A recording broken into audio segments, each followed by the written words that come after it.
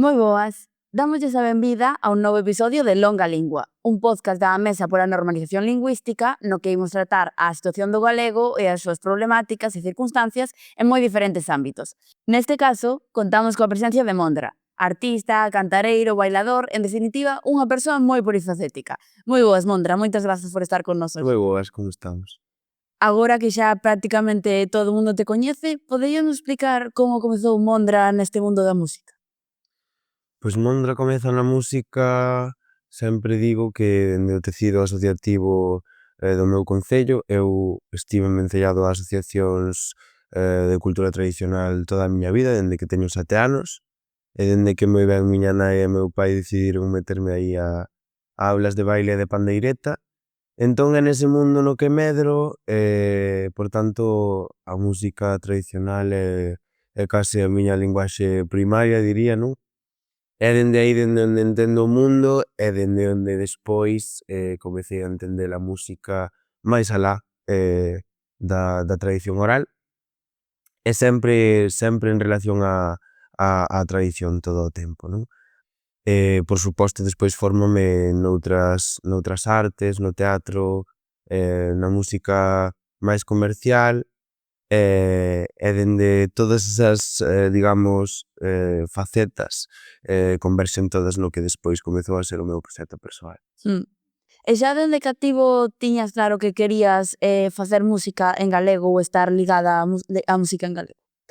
Bueno, tive a sorte de ser educado en galego, e despois tamén tiven a sorte de medrar escoitando algunhas artistas, todas mulleres, por certo, que facían música en galego, non? A miña familia sempre me achegou á lingua de moitas maneiras, e por suposto eu xa medrei coa teima de algún día poder dedicarme á arte, non? E ser artista. E por tanto, tamén xa na adolescencia, cando comezan todas estas dúbidas, medos ante a lingua, non? Pois eu escoitaba, por exemplo, moito a SES, non? SES foi unha referente moi grande para min, e por suposto pois xa me daba a convicción e a idea de que eu podía tamén facer a miña música en galego, non? Ademais, como que esa idea comezou a ser cada vez máis importante para min, non? E cando comecei a formar a miña identidade persoal, a lingua converteuse en algo moi importante na miña vida. Entón todas estas artistas que escoitabas tamén de cativo influíron no teu proxecto de hoxe en día, non? Por suposto. Guadi Galego, SES, Mercedes Peón soaban de cote na miña casa, eu que sei, artistas como a Mercedes, por exemplo, que foron pioneiras no eido da música tradicional, non? Tipo unha composición de Mercedes de comezos dos 2000 e parece que foi feita onte, non? O contemporánea que foi a súa creación influiu moito en min e digamos, eu penso na concepción da nosa música no día de hoxe. Entón, bueno, foron referentes moi importantes. Tamén esos elementos tamén foi o que te inspiraron pois actualmente na Folía das Ardentes, o proxecto que tes. Si, a Folía xa nace, pois como che digo, de diversas artes que converxen no espectáculo. Eu co tempo vencéllome tamén a outras disciplinas na danza, máis alá do baile tradicional, recibo outras influencias musicais. Entón todo iso sí que converxe xa no meu primeiro traballo discográfico, que é Ardén, e que despois se converte no espectáculo que é a Folía das Ardentes, non? Precisamente eu cando comecei a escribir e a pensar todo iso, eu pensaba en como falar das cousas que non me parecían ben, non? E de que Ardén fose un lugar que falase pois de certas problemáticas sociais, políticas, non? crear esa terra imaxinaria foi para min unha maneira de facelo pois figuradamente, non? E de falar pois da Galiza e de certas cousas que acontecen na Galiza dende un lugar imaxinario, non? Como é Ardén. E por tanto a folía é ese espazo que dentro de Ardén pois é un espazo seguro e que permite a todas esas persoas nun lugar hostil sentirse en liberdade, non? Entón dentro dese marco é onde creamos todo o imaxinario da folía e por suposto ver a esas mulleres dende pequeno pois é algo que influíu moito en como nós construímos a folía das Ardentes. Esta foría das Ardentes, este como refuxio, digamos, crees que era algo que lle facía falta pois a música en galego no que moita xente se pudera ver reflexado? Non o sei, sí que se fala, non, de que fan falta moitos referentes queer na Galiza, non? E ao final hainas, pero ás veces fan falta máis referentes como en tódolos eidos na nosa lingua, non? Entón, pouco a pouco foronnos dicindo que era un espazo moi importante para a comunidade queer galega, non? E ao final foi creado dende aí, dende que fose un espazo seguro para todo o mundo. Entón, bueno, a verdade é que moi felices de que fose así para certa comunidade, non? E de poder facelo na nosa lingua que o fixo aínda máis importante, non? E nese sentido que xa comentabas antes un pouco, a tradición é unha ferramenta importante e moi útil para, pois, para a música de hoxe en día, neste caso, como fas ti, como reinterpretar a tradición, incluír algúns deses elementos? Eu concibo todo dende aí, non? Porque como che dixen antes, é o lugar dende onde eu comecei a aprender e a entender a música. É moi interesante cando acontece a inversa, non? Xente que nunca tivo nada que ver co mundo da música tradicional ou moi levemente ou ou non estivo tan vencellado, pois que tomen eses elementos, non? Porque eses elementos perténcennos, a tradición oral perténcenos a todo o pobo galego, non? E podemos, dende o respecto máis absoluto, facer uso dela e tamén, por suposto, axuda á divulgación dunha parte moi importante do que somos, non? Entón, eu penso que agora estamos así como nese momento onde é tendencia, non? Onde é boom, pero de seguro que a nosa música, a nosa tradición oral e as pandeiretas nunca van pasar de moda. Claro que sí. Algunha vez chegaron a dicirche que podías ter máis éxito pois desenvolvendo a túa carreira pois en Madrid ou cantando en castelán ou fora de Galicia? Creo que tan directamente non, pero sí con certas cousas, por exemplo, como a quen que podía desenvolver unha parte do proxecto en español ou que cando vas fora tes que non te podes desenvolver na túa lingua, tes que desenvolver en español para ser máis comprendido, non sei, cousas como máis sutís, pero que están aí e precisamente pois eu o que quero co meu proxecto é levar a miña lingua por bandeira vai onde vaia, non? E en Madrid enténdenme perfectamente se falo en galego, non? E penso que é algo que, non sei, eu teño a convicción de que vai mudar algo, non? De que cada vez as sociedades van ser un pouquiño máis comprensivas co plurilingüismo neste sentido, non? E non vai parecer tan raro se seguimos traballando, non? Pois que un galego en Madrid fale na súa lingua e unha madrileña pois faga o seu esforzo por entendelo, non? Porque ao final, así tamén, xente de fora de Galicia seguro que escoita a túa música, así tamén está aprendendo galego coñecendo a nosa lingua. Pois por exemplo, claro. Mm. Em, Crees que aínda parte da sociedade se ter a crenza de que a música en galego que ao mellor é algo anclado, pois que só escoita a xente maior ou de hai ou música antiga? Pois mira, eu penso que esa é unha das barreiras que de verdade estamos conseguindo romper, non? Creo que xa non é así, creo que hai que estar bastante desubicado para para quedar nese pensamento, non? E por vez primeira, houbo moitos booms, houbo moitos momentos fantásticos da música galega que ás veces tendemos a pensar que é o mellor momento, non sei se é o mellor momento, é un momento máis, pero tal vez ese é un dos fitos deste momento da música galega, non? Que por vez primeira estamos en eventos masivos, facemos parte de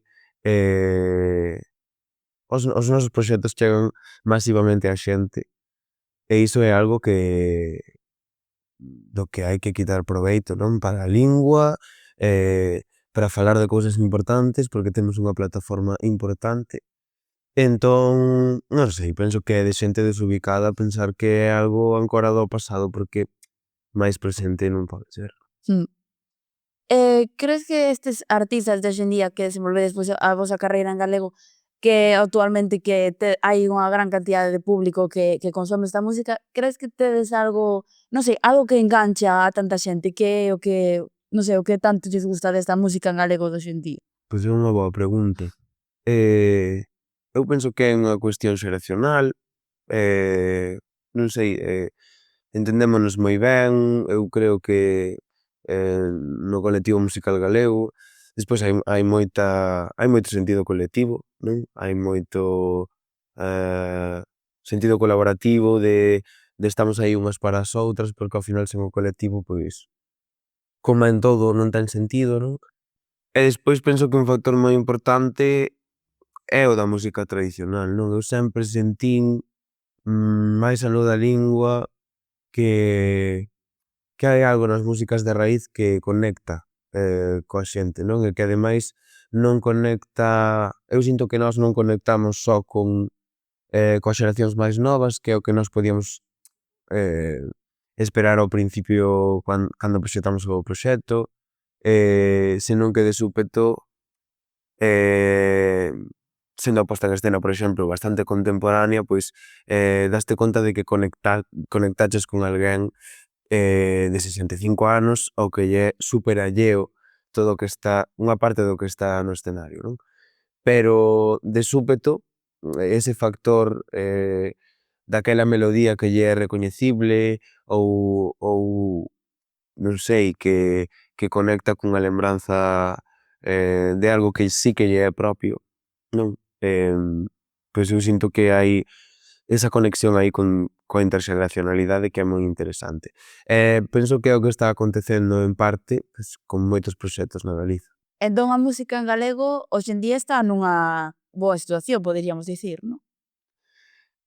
Sí, por suposto, é un momento doce para a música, pero penso que é importante non caer en idealizar este momento, non? Senón, digamos, quitar proveito do momento para certas cousas e darse conta de que é continuar un camiño que xa comezou hai moitos anos, que houbo xente traballando dende as marxes moitos anos e que nós pois non traballamos dende as marxes, senón que traballamos para a masa galega, por sorte, non?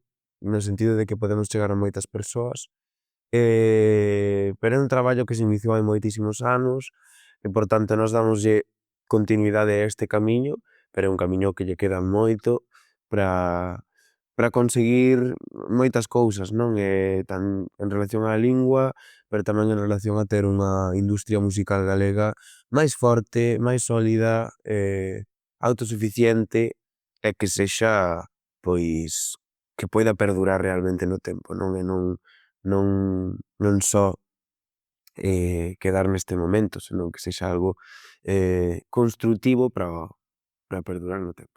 Mm. Porque agora quinqueira case pode escoitar música en galego de prácticamente todos os estilos, non? Pois si, iso é maravilloso, a verdade.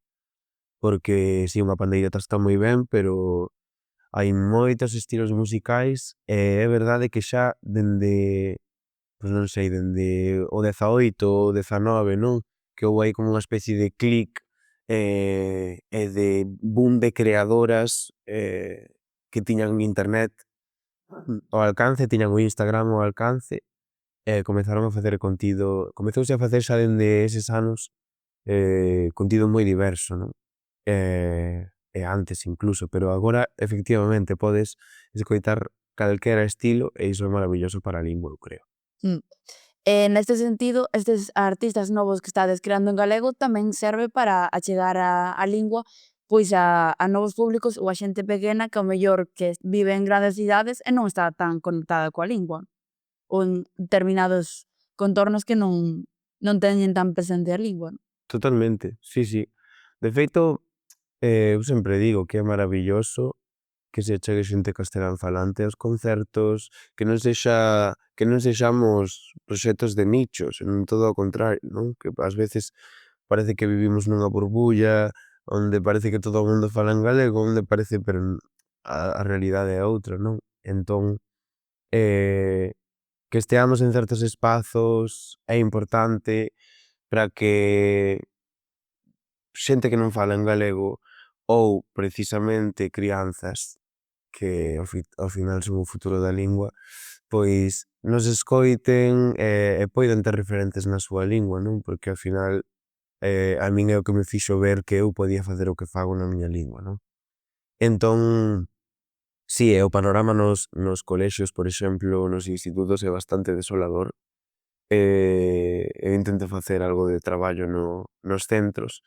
Bueno, cando menos ese día marchan cunha realidade que é diferente, non? De que non é a do seu día a día e que, non sei, dalles unha perspectiva sobre a lingua diferente e, bueno, que hai o que digo, non? Hai certas cousas que moitas crianzas nunca viron na súa lingua, non? Entón, iso é o máis interesante, que acontezan novas cousas en galego porque para a normalización iso é o mellor, non? Claro.